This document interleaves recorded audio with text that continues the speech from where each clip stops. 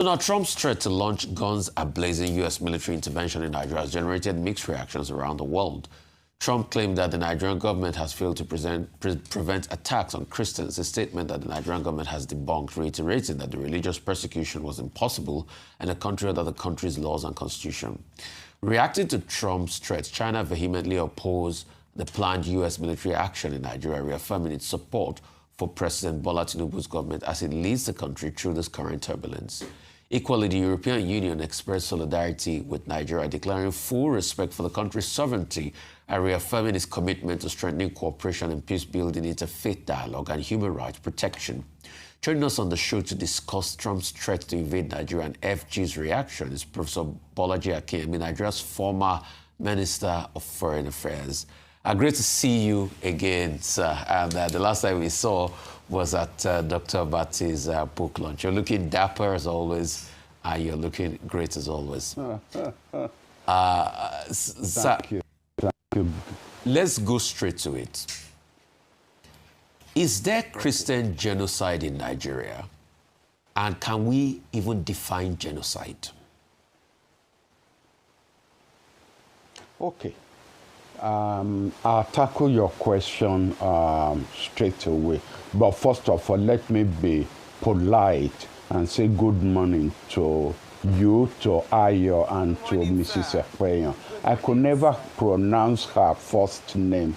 So, Mrs. Ekpeyon, good morning. Thank you, sir.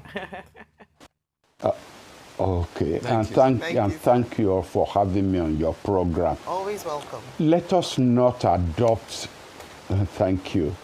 Let us not adopt a legal approach to the definition of genocide.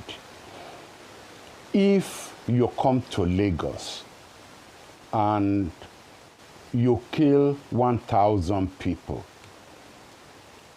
people may say, well, according to the Geneva Convention, that is really not genocide. 1,000 people, there are millions of people in Lagos. If you go to my village, kill 1,000 people, there are probably going to be only 5 people left. And that would be genocide. So it's a common sense definition we should adopt in dealing with this matter of Nigeria. If you live in the Middle Belt, there's no genocide, then you don't know what you're talking about. In fact, people who say there's no genocide in the Middle Belt, I would suggest they go and live in the Middle Belt, in Jos or wherever, for 100 days. And then they will come back onto your program and tell you their experience.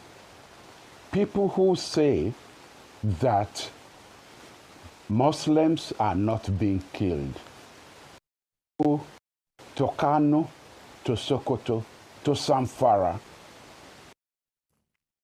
or not spend days there and come back to your program and say that I made a very rational point this morning. He said, why would any Nigerian leave his village and go and live in an IDP camp? I visited those IDP camps when I was serving on the Boko Haram committee. For God's sake, even the hygiene there will not encourage you to send your, in fact, it's better to send your enemy to prison than to send them to an IDP camp. So why will a Nigerian go to an IDP camp if he's not running away for his life? Why will a Nigerian abandon his farm, which is the mainstay for sustaining his family, if he's not afraid that he will be attacked and he will be killed on that farm? So let us pardon Trump for the bombastic language that we know Trump. He's used to that. But the basic questions we should be asking ourselves are Nigerians getting killed in Nigeria? And the answer is yes. Let us not get into a religious civil war. It's not a question of whether Christians are getting killed or Muslims are getting killed. Christians are getting killed, but they are getting killed by Muslims, not by fellow Christians. Muslims are getting killed, not by Christians, but by fellow Christians. What we would like to see is that the killings should stop. And to me, the most sensible statement I have heard made, and on this question within our circle in Nigeria, is that by Pastor Adeboye, who has said that our own president should approach Trump and tell him what he intends to do and ask him for 100 days to prove that he can tackle the situation that is at hand. Because we must not deceive ourselves. After how many years has the Nigerian government, and not just the Tinubu administration, this thing goes all the way back to the Chibok girls under Jonathan's administration. Have we seen, has the government, the Nigerian government, shown a capability? Prof has been able to establish the fact that there's Christian genocide in Nigeria, that if you live in Benue and you live in some other parts, you cannot say there's no genocide. Yeah. And it is not a fight between Christians and Muslims. Muslims are being killed, Christians are being killed. Yeah. There's Christian genocide. Okay, we have Prof back. Prof, continue your views, sir. Yes. Oh dear, I've forgotten where I stopped. That's what old age does to you. No, you said the person that have made a great point is Pastor Adeboye. Adeboye. Yes, yes. In his approach to this problem, and I fully support his idea that our government should approach the American government not in a confrontational position, because in a way, if you decide to take on the most powerful man in the world, you are just going to suffer the consequences, which we don't want. Nobody wants American boots on the ground. Yes. And all right, we should stop saying what's happened. You can't hear me again? No, we can hear you. We can hear you. It was when you mentioned boots on the ground. I was going to highlight my question there just to bring you in, sir. Can I go on? Okay. Thank you so much for allowing me to interrupt. I just needed to get this in because of our time is short. So, talking about boots on the ground, and you've already mentioned or asserted that there is genocide in Nigeria. We had, just before the break, just before you came on, an interview exclusive with U.S. Congressman Bill Huizenga, and he also agrees with you. And then he says that the Nigerian government hasn't done enough for the number of years that this has gone on, up to 15 years. I don't know if you agree with him with that statement. And then Trump's response. In his own view, America has bigger priorities, for instance, trying to, their government shutdown at the moment and other priorities. What do you think in terms of Trump's response or his threat to come to Nigeria, military come to sort out the problem, supporting Nigeria?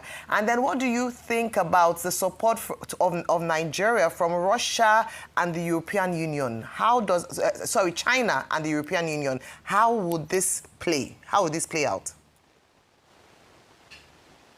No. Please don't let us get ourselves onto the wrong track. Verbally, China, European Union, Russia, they will all come supporting you verbally. But from our experience of what Ukraine has been going through, confronting America with verbal support is not going to do us any good. So don't let us go on to that. What we should be asking now is, what should Tinubu administration be doing? I believe that it should now, its government and its security forces should show a willingness, a determination, and the ability to confront these people and to defeat them. I have heard it said on your program that if we can do what we did in Ecomog, why can't we take on these people? And the answer is simple, because we're not united domestically. That consensus must be created by the domestic, by the Tinubu administration. And what one means is the administration must give directives to its own troops, and those troops must obey those directives. If it's necessary, Tinubu should clean out those troops to make sure that there are no, within the security apparatus, that there are no people who are leaking information to, whether it's Boko Haram, whether it's the ISWAS, whatever it is. Don't forget that the Americans have a big experience under Jonathan. When the Chibok girls were picked up by the Boko Haram, the Americans came in quietly with the support of the Jonathan, at the invitation of the Jonathan administration, and in collaboration with the Nigerian troops, agreed on what because they discovered the camp where these girls were being kept. And they said, all right, we will throw gas into those camps. And while everybody is sleeping, including the Boko Haram, we'll go in with the Nigerian troops and take out the girls. When the Americans sent the reconnaissance aircraft over the camp, what did they find? Boko Haram troops, Boko Haram militia were wearing masks, which means somebody within the Nigerian army had leaked to the Boko Haram what the plan was. The Americans pulled out. They were not going to subject their troops to this. So we must clean out from within the Nigerian troops people who are sympathetic towards the Boko Haram or ISWAS or whatever it is. But if you want to stop Trump from doing what he says he wants to do, the Nigerian administration must show a determination to clean out this ourselves. But don't let us get into this internal civil war, religious civil war. Christians are not being killed, Muslims are not being killed, Nigerians are being killed. And for the first time, we are getting a superpower who says, I want to help you to clean out this mess. And then we are busy now, within ourselves, fighting amongst ourselves. Yes, it's happening. Yes, it's not happening. Trump didn't say he was coming to invade Nigeria, to occupy Nigeria. He said he was coming to help us to clean out the mess that we have not been able to clean out all these years. Okay, sir. And this is a very valid point, very salient point. I know so many people have been waiting to hear your insights on this particular issue. Now, one of the junctures where people are divided is this American support. And as you've highlighted, it's not invasion, it's not coming to invade Nigeria, but it's support to tackle the enemy that is on the ground. Now, one school of thought says this is a welcome development. We need this support because clearly we're not coping on our own. But the other school of thought says, well, this American assistance, if I may call it that, in the past, what is the track record of its success of creating sustainable peace? And number two, there's no country that does something for free. Help is a relative word when we speak in international relations and diplomacy. What will we have to give up to the economic diplomacy-led administration of Donald Trump that we know is extremely transactional? What is the cost to Nigeria? You've raised a very valid point. Based on our assessment of American involvement in several parts of the world. But you know, this same situation doesn't duplicate itself. We must make an assessment of our own needs and what we need to do to achieve peace and stability in Nigeria. If we say the Americans coming in will lead to what happened in Libya, in Iraq, in Syria, and thereabouts, and that the price we will then have to pay are probably access to our raw materials, access to the gold and diamond and all these other things that we have. On the other hand, if we don't get any assistance and we don't show the capability and the willingness to confront this, we get run by ISWAP and Boko Haram. Well, since they're in Kwara, tell me, what is the next underground stage that they will go? It is going to be southwest. And that will be the price you will have to pay. You will then have to pay the price of total destability of your country. To me, it's unfortunate, but what we are facing is not pleasant. And we have to now make a risk assessment of what the price we will pay if we allow the Americans to come in, and the price we will pay if we don't accept American assistance and we continue to play games with the we continue to play games with the attacks on our own people, an attacks that has taken on a religious connotation. Don't let us deceive ourselves. Or what the cathedral in Owo was attacked by people who were worshiping.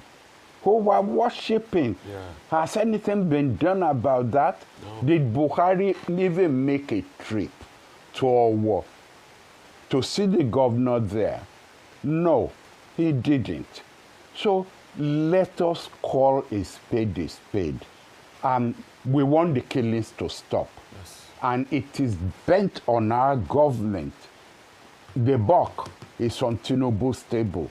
He must stop the killings. And that's why I said I'm on all fours with Pastor Adeboye. Let the administration ask the American administration to give us time. And we must be prepared to show that time. It's not pleasant when people tell you that they were informing the military, they were informing the police, that people were coming to attack them. They were giving them 3 days notice. And the security forces didn't show up until after they had come and after massive killing had taken place. As a scholar, when you are then discussing with fellow scholars, how do you justify this? Absolutely. You can't, except to say there must have been penetration within our security forces. That penetration must stop. Absolutely. Thank you. Absolutely. On that very powerful note, we thank